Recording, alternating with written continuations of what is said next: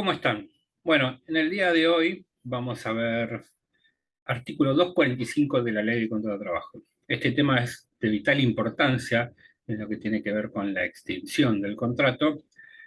Ya vimos en cuanto a las causales de extinción que una de ellas es el despido por voluntad del empleador, el cual puede ser invocando una causa justa para despedir, y en ese caso no hay ningún tipo de obligación del empleador de pagar indemnización al trabajador. Puede ser por una causa no justificada o sin causa. En estos últimos dos casos, el empleador va a tener que pagar una indemnización por la extinción del contrato de trabajo.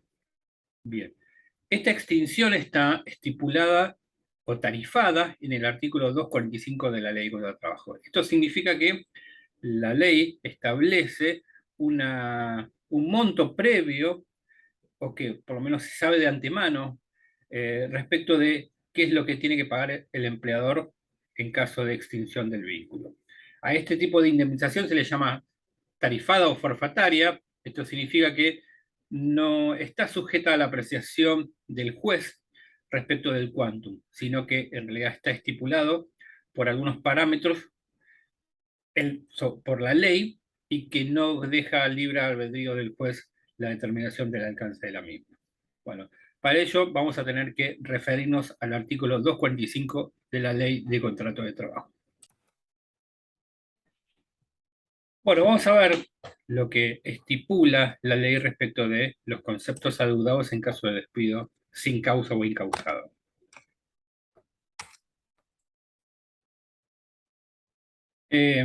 Esto más o menos es una introducción en donde se explica que al no haber una estabilidad propia, sino que es impropia, el vínculo laboral puede ser extinguido por el empleador aún sin invocación de causa, y que esto no obste a la validez del acto jurídico, pero que va a conllevar o que va a tener como consecuencia el pago de una indemnización o resarcimiento por parte del empleador al trabajador por esta extinción.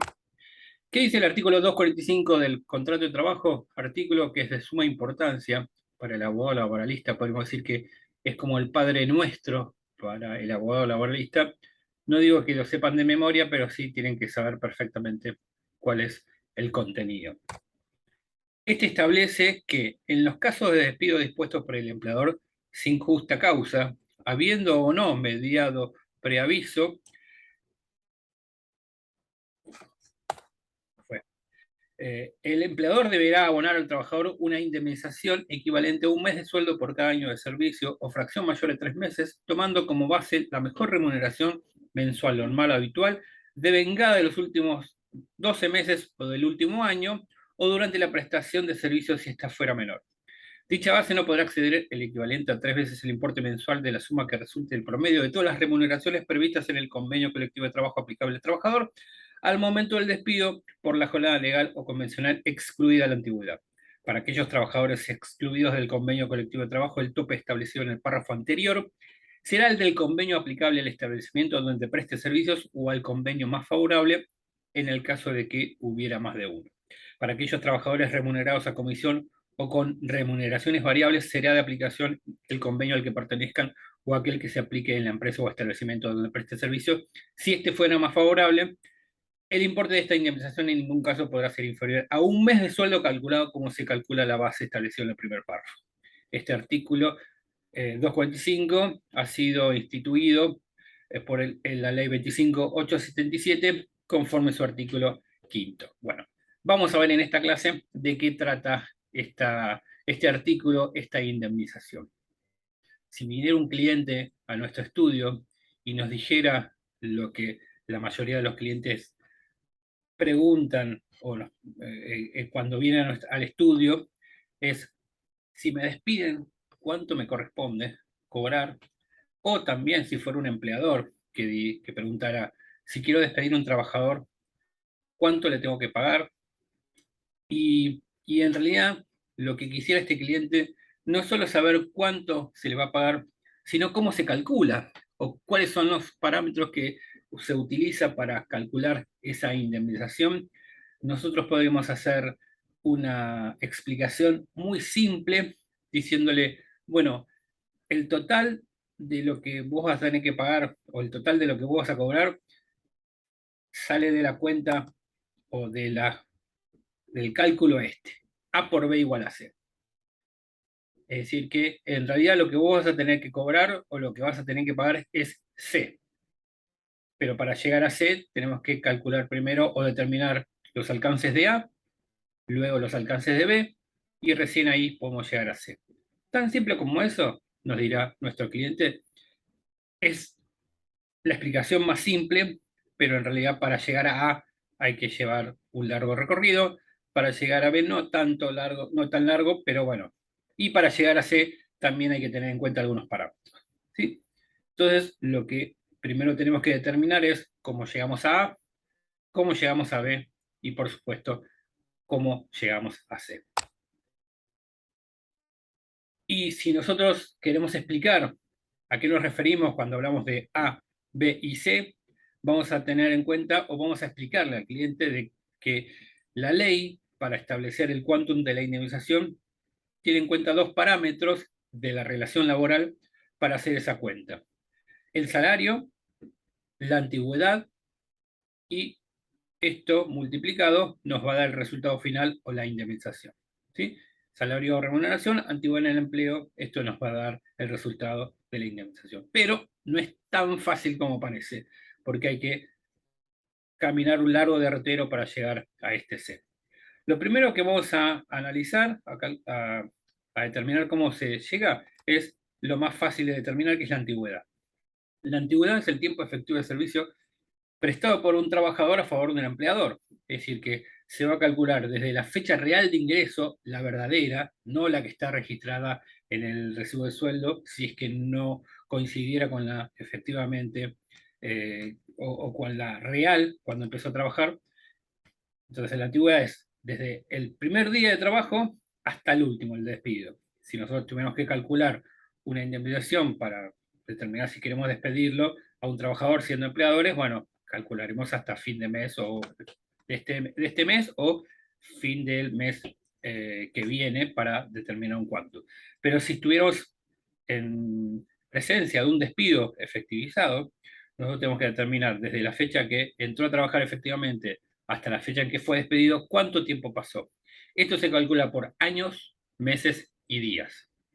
Algo muy importante, la fecha de ingreso, el primer día de trabajo, se toma como día trabajado y la fecha de despido, de notificación de despido, también se toma como día de trabajo. ¿Esto por qué? Porque si yo les preguntara rápidamente cuántos días hay entre el 1 de enero y el 19 de enero, ustedes me van a decir seguramente 18, porque 18 más 1 igual a 19. Bueno, en realidad para esta cuenta son 19 días, porque el primero se toma y el último se toma. Por lo tanto, si hacemos 1, 2, 3 hasta 19, nos dan 19 días. ¿Sí? Entonces, punto 1. Se toma el primer día y el último día como efectivamente trabajado. Bien. Ahora, ¿cómo calculamos los años? Muy simple. ¿Cuántos años pasaron desde la fecha de ingreso hasta la de despido? ¿Sí? Tengan en cuenta que tienen que ser meses, años completos, ¿no? Tienen que haberse dado los 365 días del año. ¿Bien? Después, ¿cuántos meses pasaron y cuántos días? Acá en este ejemplo, si un trabajador entró a trabajar el 1 de enero de 2012 y fue despedido el 19 de febrero de 2022, pasaron 10 años, porque del 2012 al 2022 pasaron más de 10 años, un mes, porque de enero a febrero hay un mes, y 19 días, porque del 1 al 19 hay 19 días. ¿Sí? Si en vez de ser 10 años, un mes y 19 días, fueran 10 años, 3 meses y 19 días, la cuenta sería por 11 y no por 10, como en este caso. ¿Sí? Se toman la cantidad de años o fracción mayor a 3 meses, y cuando la fracción mayor es a 3 meses, se suma un año más. ¿Sí? Imagínense que en realidad ustedes están calculando cuánto tiempo llevan de novio, de casados o como sea, entonces y tienen que calcular el tiempo exacto, ¿no? Si estuvieran con su pareja, le dirán, bueno, ¿cuánto llevamos juntos? Bueno, y ahí diría, bueno, un año, tantos meses y tantos días, bueno, es exactamente lo mismo para la antigüedad y de los 45. Bien, ya tenemos determinado B. Vamos por A. que es el sueldo o salario que vamos a tener en cuenta para el cálculo de la indemnización. Habíamos definido en su momento sueldo salario como la contraprestación que recibe el trabajador por poner su fuerza de trabajo a disposición del empleador. Ahora, este salario no es cualquier salario, sino que tiene que tener determinadas características que son las que estipula el 245. Es decir, que este salario es la mejor remuneración mensual normal habitual de vengada durante los últimos 12 meses o durante el último año, o el tiempo trabajado si es menor a un año la antigüedad. ¿Sí? Entonces, esta base de cálculo es la mejor remuneración mensual normal habitual de vengada de los últimos 12 meses. En este aspecto nos vamos a dar cuenta que, a pesar de lo que venimos estudiando de la ley de trabajo y respecto de la protección que recibe el trabajador por ser la parte débita del contrato de trabajo, en este punto específicamente podríamos decir como que se aparta un poco de eso, porque en realidad más que protegerlo, lo desprotege y vamos a ver que el trabajador va a cobrar mucho menos de lo que en principio creía que iba a cobrar. ¿Sí? Si nosotros de entrada le hubiéramos dicho al trabajador que va a cobrar un mes de sueldo por cada año de servicio, ya el trabajador se entusiasma pensando de que quizás es el último sueldo por la antigüedad. Y vamos a ver que no es esto. Vamos a hacer una comparación. Imaginemos que tenemos aquellos fanáticos de las tortas, que tenemos una torta y que la dividimos en, imaginemos, 12 porciones. ¿Sí?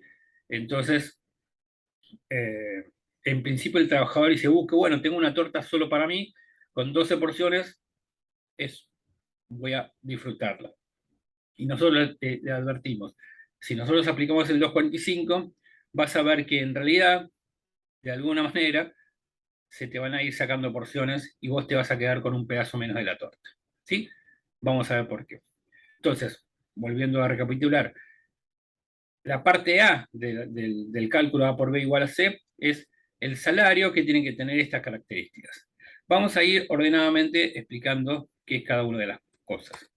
Lo primero que tenemos que definir es que, o primero tenemos que delimitar es que este salario o esta base de cálculo tiene que tener carácter de remunerativo, o sea, remuneración. Esto significa que vamos a excluir del salario o de base de cálculo aquellos aspectos que no son remunerativos.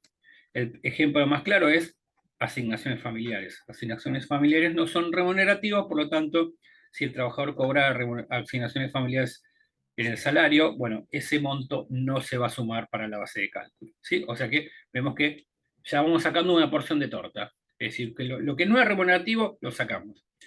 Tampoco son remunerativos aquellos conceptos que, por ejemplo, están estipulados así por ley.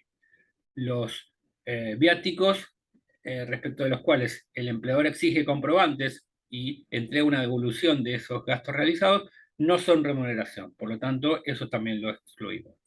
Hay una cuestión litigiosa respecto de algunos conceptos llamados por algunos convenios colectivos de trabajo como no remunerativos, que si bien tienen este carácter, en realidad sí son remunerativos porque derivan de el contrato de trabajo y hasta de un acuerdo sindical. Por lo tanto, en realidad, estos conceptos deberían ser cuestionados respecto de su naturaleza no remunerativa porque en realidad son remuneración, ¿sí? Pero no quiero ahondar mucho en el tema. Lo cierto es que en principio, primera característica que tenemos es que lo no remunerativo se excluye, una porción menos de torta. Después tenemos un concepto, no lo vamos a hacer en el orden que está enunciado en la ley por una cuestión práctica. El segundo aspecto que vamos a tener en cuenta es que esta regulación es la devengada. ¿Sí? Devengada es un concepto muy utilizado por los contadores, que es un concepto que entró en el patrimonio de una persona que no necesariamente fue percibido, pero sí que se tornó exigible. ¿Sí? Un ejemplo es, si yo trabajo todo el mes y yo devengo el derecho a cobrar un salario, pero yo recién lo cobro al día 5 del mes siguiente, bueno, yo al día primero de ese mes, yo tengo un concepto de vengado, entró en mi patrimonio, me pertenece, pero todavía no lo percibí, lo percibo el día 5. ¿Sí? Entonces, devengado significa algo que entró en el patrimonio de una persona que puede haber sido percibido efectivamente o no, ¿sí? Pero si no fue percibido, se torna exigible. Es decir, que si a mí el empleador no me paga el día 5 el salario, yo el día 10, por ejemplo, esperando 5 días, puedo intimar a que me pague el salario porque entró a mi patrimonio y se tornó exigible, ¿sí? Bueno, entonces, ¿por qué es importante esta característica de devengado? Porque puede haber conceptos del salario que hayan sido devengados por el trabajador, es decir, que haya entrado al patrimonio, pero no haya sido percibido. Un ejemplo muy claro, trabajador que trabaja horas extras, pero que el empleador no se las paga. Esas horas extras son devengadas, pero no percibidas. Entonces, es importante, y acá es uno de los pocos aspectos que en el 245 favorece al trabajador, los conceptos que fueron devengados deben ser incluidos en la base de cálculo, aun si no fueron percibidos. Esto por una cuestión muy simple. Si un concepto devengado no es pagado por el empleador y encima de no haber sido pagado no se incluye en la base de cálculo, lo que se está premiando es el incumplimiento del empleador. Porque si el empleador no me paga las horas extras y no deja que yo en el mes en curso cobre da más de remuneración, y esto significa que mi base de cálculo sea mayor, y eventualmente la indemnización va a ser mayor, porque si la base de cálculo es mayor, obviamente la cuenta va a ser mayor. Bueno, y si a mí no me dan la posibilidad como trabajador de incluirlo, bueno, estoy premiando el incumplimiento. Entonces eso va a motivar que el empleador diga, yo no le pago las horas extras por las dudas de que lo tenga que despedir y pagarle menos. ¿Se entiende? Entonces, todos los conceptos de vengados deben ser incluidos. Horas extras no pagadas, cualquier concepto derivado del convenio colectivo de trabajo que no ha sido cumplido por el empleador en forma de pago, también, o cualquier concepto que debió ser pagado y no fue pagado por el empleador. Bien, otro concepto, mensual. La remuneración tiene que ser mensual, ¿sí? Esto tiene dos aristas para analizar. La primera es, cuando los trabajadores cobran mensualmente no hay problema, pero cuando un trabajador cobra quincenalmente, hay que sumar las quincenas para mensualizarlo, y cuando cobran diariamente hay que sumar los días en el mes para determinar cuál es la base de cálculo mensual.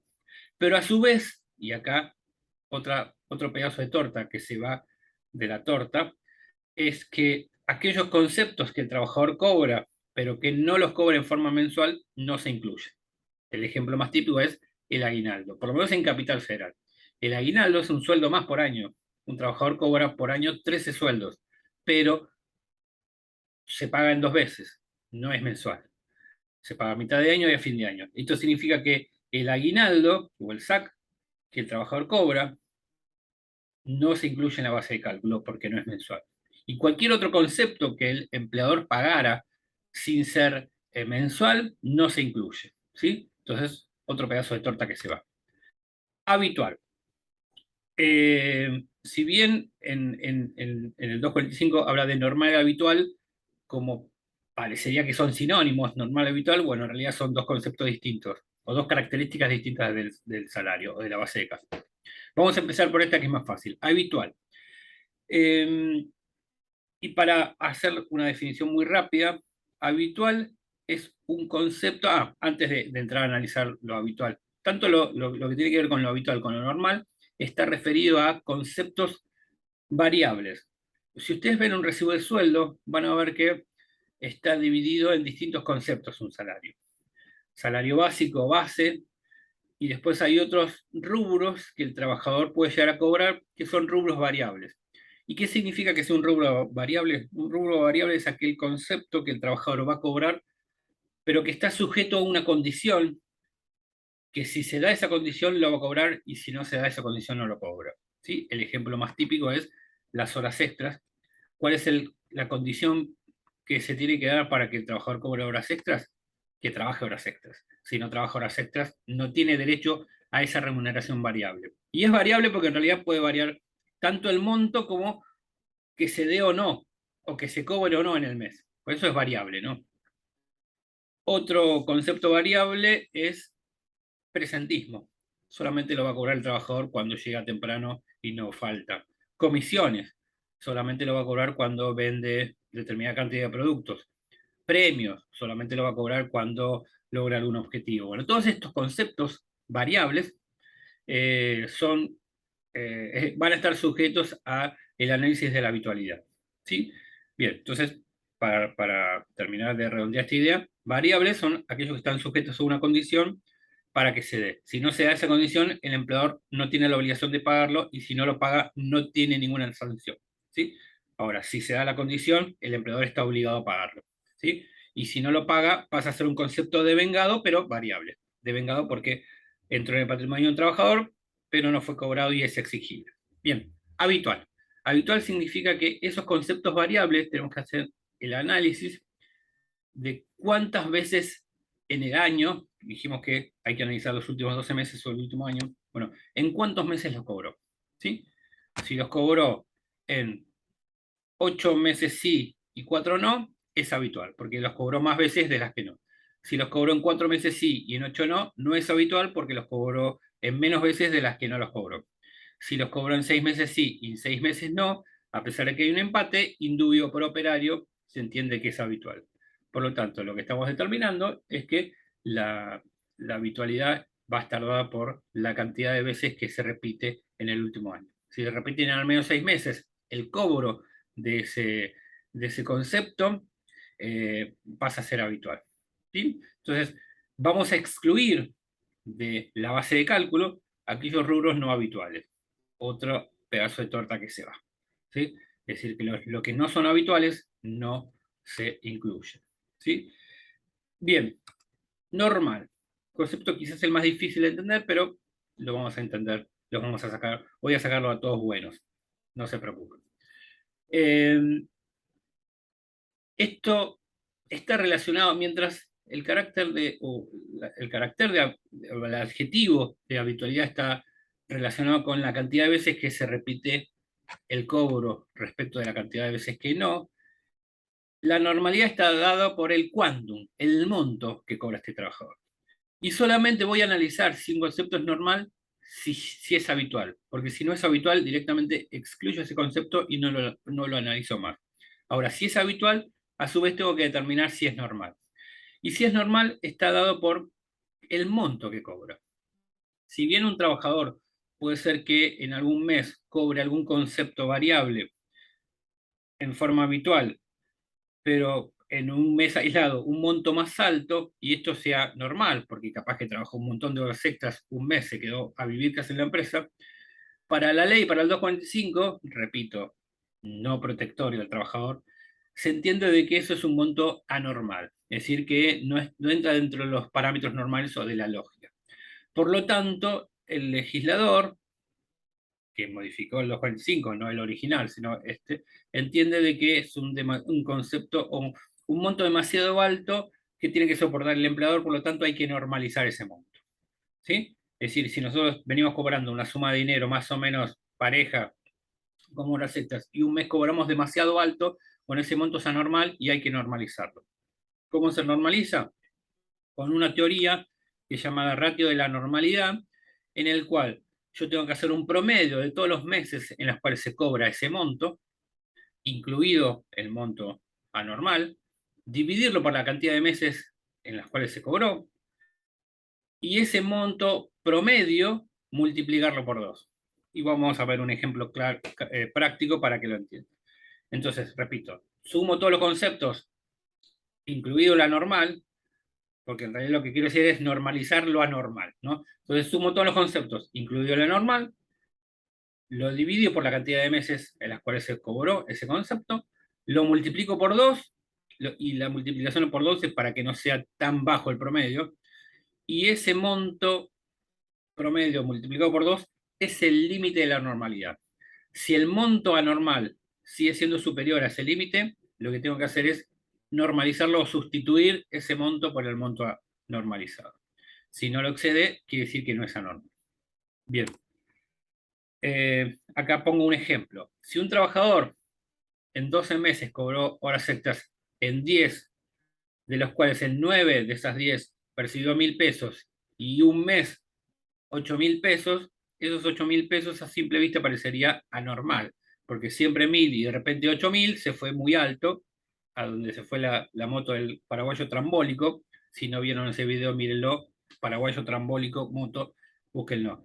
Bueno, Como se fue muy arriba este monto, pasó a ser anormal o exorbitante, podemos decir. Entonces lo que tenemos que hacer es, conforme a esta teoría de la racionalidad, es sumar todos los conceptos, los 9.000, los 9 de 1.000 más 8.000 nos da en total 17.000. Eso dividido 10, porque son 10 meses en los cuales se repitió, nos da 1.700. 1.700 por 2 nos da 3.400 y eso nos va a indicar el límite de la normalidad. Es decir, que esos 8.000 pesos son anormales y hay que sustituirlos por 3.400 para seguir con la base de cálculo. Bien, último concepto que es que una vez que tenemos todo excluido lo que no va, lo no remuneratorio excluimos, lo no habitual lo excluimos, lo que no es mensual lo excluimos, normalizamos lo anormal, bueno, tenemos que elegir la mejor. Bueno, en este caso lo que tenemos que hacer es sumar cada uno de los subtotales que tenemos en cada uno de los meses, sin sumar los rubros que están excluidos, y eso nos va a dar un monto mes a mes que vamos a tener que comparar y elegir cuál es el mejor. ¿Sí? Entonces, si hicimos todo esto, hasta ahora, bueno, una vez que hicimos todo ese cálculo, o excluir lo que no va, tenemos que sumar mes a mes cuánto nos dio de resultado, repito, sin incluir lo que tuvimos que excluir, y eso nos va a dar un monto mes a mes que vamos a comparar uno por uno y vamos a elegir el monto mayor. Acá cuando se habla de mejor, se habla de mayor. ¿Sí? Bien, vamos a poner un ejemplo. Imaginemos que un trabajador fue despedido en septiembre de 2021 y nos trae su recibo de sueldo para que nosotros le calculemos la indemnización. Entonces nosotros tenemos los 12 recibos de sueldo, imaginemos en el escritorio, acá está en forma paisada, los tendremos que tener uno al lado de otro. Entonces lo que vamos a hacer es primero decir, bueno, listo, este trabajador cobra por mes un concepto que es sueldo básico, que eso es salario fijo, horas extras, remuneración variable, porque está sujeto a una condición, comisiones, remuneración variable también sujeto a una condición, presentismo, también remuneración variable sujeto a una condición, y asignaciones familiares, que es un concepto no remuneratorio. ¿Sí? Lo primero que tenemos que determinar es, antes de analizar lo remuneratorio o no, es si hay algún concepto de vengado, es decir, que debería haber cobrado el trabajador y no cobró. Imaginemos que en este caso no hay, más allá de que después en los prácticos lo vamos a hacer. Imaginemos que en este caso no hay. Bien, perfecto. Vamos a pasar al segundo análisis, que es, vamos a excluir lo que no es, después podemos decir, bueno, tenemos que mensualizar esta remuneración. No, por suerte está mensualizada y no hay conceptos que haya cobrado el trabajador que no sean mensualizados. Perfecto, ya tenemos dos análisis hechos. No hay nada de vengado por incluir, ni hay nada mensualizado, o no hay ningún concepto que tenemos que excluir porque no es mensualizado, o no tenemos que mensualizar la remuneración. ¿Sí? Espero que se entienda esto. Perfecto. Vamos a empezar a analizar. Bueno, ¿acá hay algún concepto que sea no remunerativo? Sí, las asignaciones familiares. Por lo tanto, las tenemos que excluir. Las tachamos. ¿Sí? Tachamos las asignaciones familiares. Perfecto. ¿Cuál es el otro análisis que tenemos que hacer? Bueno, tenemos un concepto fijo, ese no lo analizamos, tres conceptos variables que esto sí lo vamos a analizar. Vamos a ver que las horas extras las cobra en todos los meses, de los últimos 12, por lo tanto son habituales. Las comisiones las cobra en 1, 2, 3, 4, 5, por lo tanto parecería que no son habituales, y el presentismo lo cobran 1, 2, 3, 4, 5, 6. Bueno, al parecer de estos tres, el único concepto no habitual son las comisiones, por lo tanto lo tachamos. Bien, perfecto, ya tenemos menos en la torta, ¿se acuerdan que teníamos menos? Bien, y ahora analizamos los conceptos variables, vemos que presentismo cobró siempre lo mismo, por lo tanto no hay ningún concepto normal. Pero en las horas extras sí hay un concepto normal, que son los 10.000 pesos de mayo del 21. Por lo tanto, lo que tenemos que hacer es sumar todos los montos, todos los 2.000 más los 10.000, eso nos va a dar un resultado, lo dividimos por 12, porque son la cantidad de meses que los cobró, y eso lo multiplicamos por 2, y eso nos va a dar el límite de la normalidad. En este caso, ese promedio es menor a 10.000 pesos, por lo tanto lo que tenemos que hacer es tachar los 10.000 pesos y ponerle el resultado del promedio. Perfecto. Una vez que tenemos todos estos resultados, lo que tenemos que hacer es, en forma horizontal en este caso, sumar. Bueno, en septiembre de 2020 tengo 20.000 más 2.000, porque ni los 3.000 ni los 2.500 los sumo. Me da un resultado. Lo mismo en octubre, lo mismo en noviembre. Perfecto. Y tenemos que, utilizando la columna de la derecha, poner todos los resultados parciales y ver cuál es el mejor, que en este caso el mejor es el de mayo de 2021, que me da 31.333,32. Esos 31.333,32 es la base de cálculo. Es lo que llamamos A en el primer cálculo. Bien, pero no termina todo acá, porque en realidad vamos a tener que seguir quitándole pedazos a la torta del trabajador. Esa base de cálculo, esos 31.333,32, tenemos que compararlo con lo que el 245 llama el tope máximo.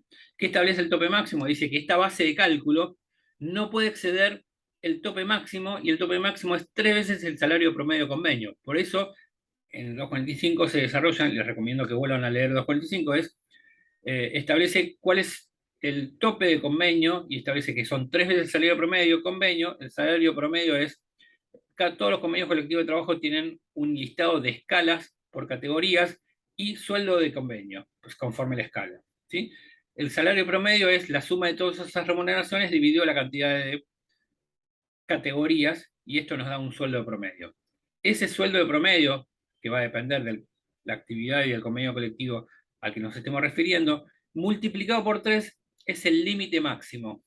El límite máximo significa que esta base de cálculo, aquí estipulada, no puede ser mayor a ese tope, ¿sí? Entonces, si nosotros, olvídense de Bisotti por ahora, aquellos que quieren después hacer la especialización lo leen, pero olvídense de Bisotti. Lo que importa es que el salario promedio de convenio por 3 es lo que nos va a dar el tope, el límite máximo. Es decir, que si estos 31.333,32 son superiores a 3 veces el salario promedio de convenio, bueno, lo que tenemos que hacer es dejar de lado estos 31.333,32 y topear la base, es decir, reducirla. Topear significa reducir o bajar el monto a un otro resultado.